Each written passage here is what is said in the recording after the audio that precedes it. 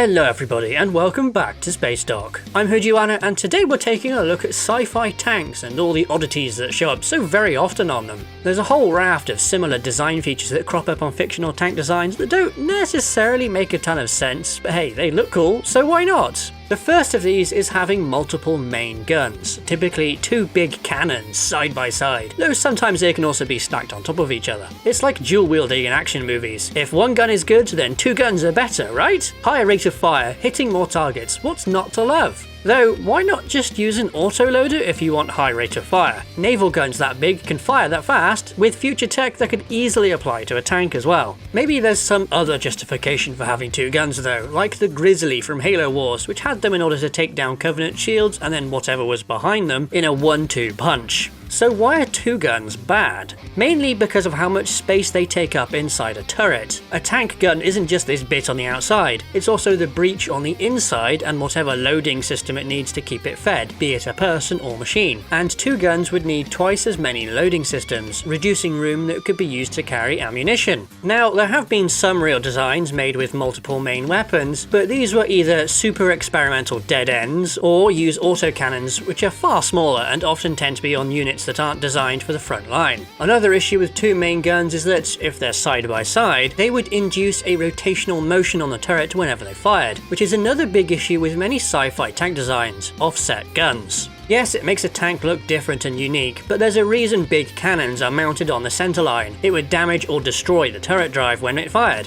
All that force would go into jerking the turret around rather than being absorbed by the tank. The exceptions to this would be weapons that don't have recoil, like lasers or recoilless rifles. Another massively common sci-fi tank trope is to give them quad tracks. Ooh, how cool and futuristic and different. Well, yes, but it adds mechanical complexity, could have worse ground pressure than regular tanks because of this big open space, and you'd need to power each of the tracks somehow. Real tanks have a drive sprocket, which is like a big cog that moves the track along just like a chain on a bike. All the other wheels you see on the side of a tank are just passive. They're there to keep the track in place and to transfer the tank's weight to the tracks. They don't drive anything, at least outside of really old designs that did have the road wheels provide power, but those are anomalies and obsolete anyway. So if you did have quad tracks, you'd need to get power to the extra set, either with a second engine or some funky transmission setup. If you did the latter and ran them all off one engine, then you're just reducing the power that can be sent to each track. Rather than splitting the power in half to each side, you're splitting it in 4. Going with having two engines to maintain power parity with a normal tank means you need to put that extra engine somewhere, making the whole tank bigger. And that is another really common thing for fictional tanks, being way too big. There's definitely a lot of crossover with our recent oversized spacecraft video here. If your vehicle is bigger, you're easier to spot and easier to shoot. And all that is even more important for a tank because there's actual cover on the ground to hide behind. Oh, and I don't mean the really big land ships that also show up here and there, I mean the Bainstorm Doomhammer Swordblade type stuff. There's also the issue of being too big to move around effectively because bridges have weight limits and roads may only be of a certain width.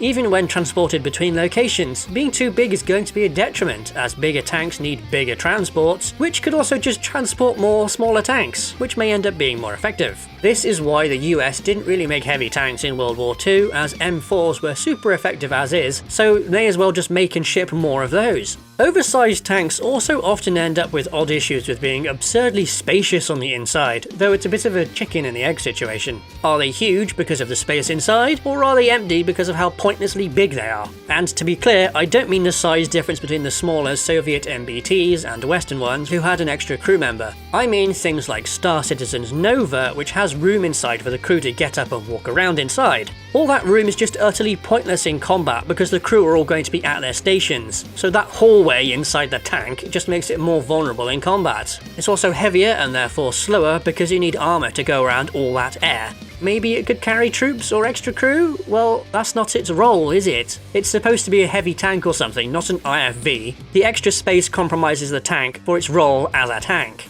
But the Merkava! No! That space in the back of the Merkava is ammo storage with a door for rapid restocking that could be used to carry people in an emergency. It's just a quirk of the vehicle's unique, for an MBT, front-engined design. Either way, it's a lot smaller in there than the cavernous space in the Nova. While on the subject of a tank's role, the weapons put on fictional ones are also often a bit out of whack with what they're intended to do. Either they're too small or, more often, way too big. The former is whatever. A smaller gun is less capable, but you get more ammo for it. But a bigger gun has the opposite problem. The larger the ammo is, the less you can take, so you need to balance things between capability and endurance. Energy weapons just switch to needing the power plant to run them, so they still aren't perfect. What also happens a lot is just slapping on all sorts of weapon systems all over the place, irrespective of if they'd even be useful, and increasing the logistics footprint of the vehicle to keep it stocked of ammo. 40k is really guilty of this, especially with all the sponsons, hull-mounted weapons, and random mini launchers all over the place. There's the machine spirit on some vehicles, but who's aiming and loading all these guns?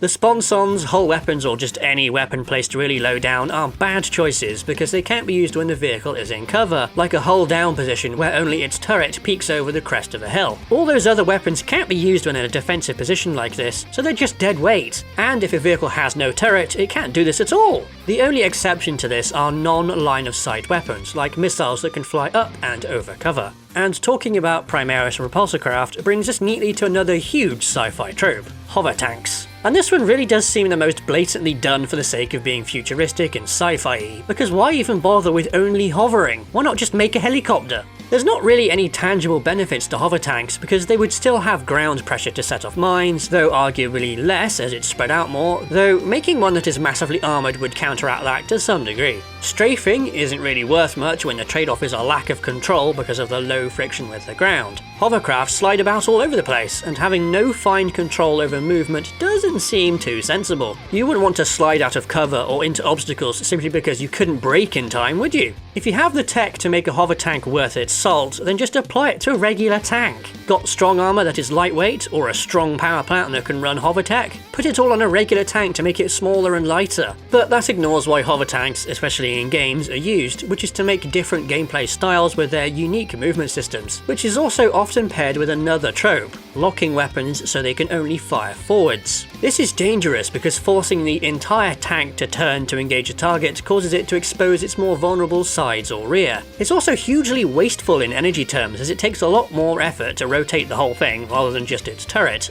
Yes, this has been done in real life with the STRV-103, but Sweden used that in conjunction with normal tanks, and I don't think the S-tank ever saw combat. And guess what? They stopped using them and no one has tried it since. Oh, and casemate tank destroyers in World War II don't count, because while they may have been turretless, their guns could still move around a bit to aim. Speaking of World War II, using inspiration from that, or even World War I, happens way too much as well. Either using types of ammo from it that ends up being outdated in a setting, or types of armor or track layouts that just don't make a lot of sense. Mostly this is a style thing, like in 40k where those things are deliberate choices. It's part of the setting which inherently has a ton of tropes and inspiration from the World Wars. While I was ragging on Warhammer a bit before, it does get a bit of a pass for this reason, and for just generally being bonkers. But 40k isn't the only thing that does this, like the open-topped mass driver on the ATTE. Give that poor clone a remote weapon station, stick him inside the hull like the other gunner. Okay, so that's quite a lot of issues that sci-fi tanks often have, but I am absolutely not suggesting that those things should never be done. If that were the case, then everything would just boil down to the same design every time, and that's just boring. Much easier to just accept that maybe sci-fi designs aren't all that practical because maybe they aren't meant to be. The rule of cool reigns supreme here. Hover tanks, double guns, quad tracks are all undeniably cool, just maybe a bit overused. You can support Spacedock by joining our Patreon, where you can get our Spacefighter design reference book. Alternatively, you can support us directly through YouTube by giving us super thanks or by becoming a channel member. Thanks to our supporters, and thank you for watching.